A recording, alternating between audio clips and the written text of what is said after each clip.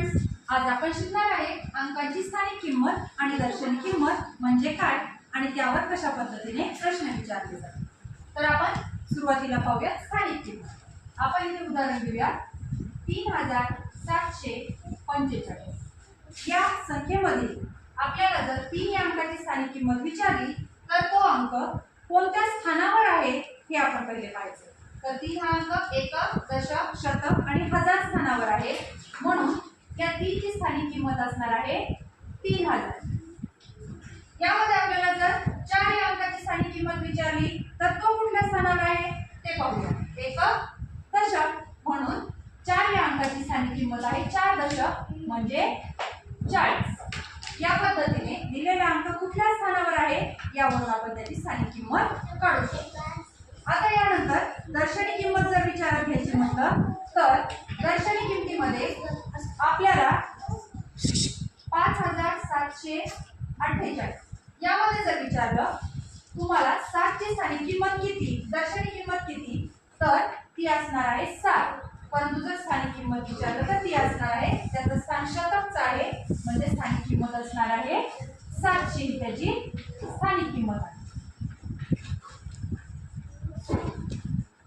4 या अंकाची दर्शनी किंमत 4, 8 या अंकाची दर्शनी किंमत 8, 5 या अंकाची दर्शनी किंमत 5। म्हणजे कुठल्याही अंकाची दर्शनी किंमत म्हणजे तोच अंक असणार आहे, फक्त बदलणार आहे ती त्याची स्थानिक किंमत, त्याच्या स्थानानुसार ती बदलत जाते। तर आता स्थानिक किंमत या घटकावर आपल्याला कशा प्रश्न विचारले जातात ते पाहू। 68378 या संख्येतील 8 या अंकाच्या स्थानिक किमतीची बेरीज आहे। या संख्येमध्ये आपल्याला 8 दोन ठिकाणी दिसत आहे आणि या दोन ठिकाणच्या 8 या अंकाच्या स्थानिक किमतीतील फरक आपल्याला काढायचा आहे, बेरीज आपल्याला करायची आहे। तर त्यासाठी पहिल्या 8 ची आपण स्थानिक किंमत लिहून घेऊ। तो आहे एकक, दशक, शतक आणि हजार स्थानिक, म्हणजे त्याची स्थानिक किंमत आहे 8000 आणि या एकक स्थानच्या 8 या अंकाची स्थानिक किंमत आहे 8। या दोन्हीची आपल्याला बेरीज करायची आहे, म्हणून आपण त्याची बेरीज करू। 0 अधिक 8 8 0 0 आणि परत 8, म्हणून या गणिताचं उत्तर असणार आहे 8008। हे 8 या अंकाच्या स्थानिक किमतीची बेरीज असणार आहे। आता दुसरे उदाहरण पाहू। 57452 या संख्येतील 5 या अंकाच्या स्थानिक किमतीचा आपल्याला फरक विचारलेला आहे। सुरुवातीला आपण बेरीज पाहिली, आता फरक काढू। हा फरक काढण्यासाठी एक ट्रिक आहे जी की आपण सुरुवातीला करून पाहूया। पहा, इथे 5 हा दशहजार स्थानी आहे आणि दुसरा 5 हा दशक स्थानी आहे। तर आपण ही संख्या दशक कशी लिहू? 57452।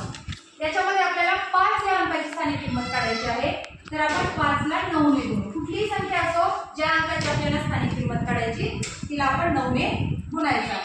9×45 हे आपलं उत्तर आलेलं आहे। या 45 ची मांडणी याच्यामध्ये आपल्याला अशा पद्धतीने करायची आहे। हा जो दशक स्थानचा 4 आहे तो या 5 च्या खाली लिहिणार आपण आणि हा एकक स्थानचा 5 दुसऱ्या 5 च्या खाली लिहायचा। का? तर आपल्याला 5 ची स्थानिक किंमत काढायची आहे, म्हणून एका 5 च्या खाली दशक स्थानचा अंक आणि एका 5 च्या खाली एकक स्थानचा अंक या पद्धतीने मांडायचा आहे। मध्ये जो स्पेस राहतो तिथे आपल्याला 9 हे अंक लिहून घ्यायचे आहेत। 9 9 जेवढे अंक असतील त्या खाली आणि त्याच्या पुढे जो अंक उरतो त्याच्या पुढे आपल्याला 0 द्यायचा आहे। हे असणार आहे आपलं उत्तर। या दोन्हीची वजाबाकी, खरंच ही वजाबाकी येते का? आता ते करून पाहूया। याची स्थानिक किंमत असणार आहे 50000 आणि या 5 ची स्थानिक किंमत असणार आहे 50। या दोन्हीची जर वजाबाकी केली आपण तर आपलं उत्तर येणार आहे 49950। इथे पाहू शकतो आपण 49950। म्हणजे आपल्याला इथे वजाबाकी करत न बसता हे सोप्या ट्रिकद्वारे यातील फरक आपल्याला सहज काढता येऊ शकतो। पुढील उदाहरण पाहूया। आपल्याला ही संख्या दिलेली आहे। या संख्येतील मुलांच्या जागी समान अंक, म्हणजे इथे आणि इथे आपल्याला समान अंक टाकायचा आहे। त्यांच्या स्थानिक किमतीतील फरक 5940 आहे। म्हणजे इथं जो अंक असणार आहे तो सारखा आहे, इथे 3 असेल तर इथे पण 3च असणार आणि त्याचा फरक आहे 5940। तर मुलाच्या जागी कोणता अंक येईल हे आपल्याला शोधायचे। पहा, आपल्याला फरक दिलेला आहे 5940 40. अगदी सोप्या ट्रिकद्वारे हे उदाहरण एका सेकंदामध्ये आपण सोडवू शकतो. जो 1000 स्थानचा किंवा डाव्या बाजूचा जो अंक आहे त्याच्यामध्ये फक्त 1 मिसळायचा, बाकी काहीही आपल्याला करायचं नाही. बाकी जसा तसं ठेवायचा. 5 आणि 1 6, म्हणजे या जागी 6 6 6 हे अंक असणार आहे. इथे असेल 6 आणि इथे असणार आहे 6.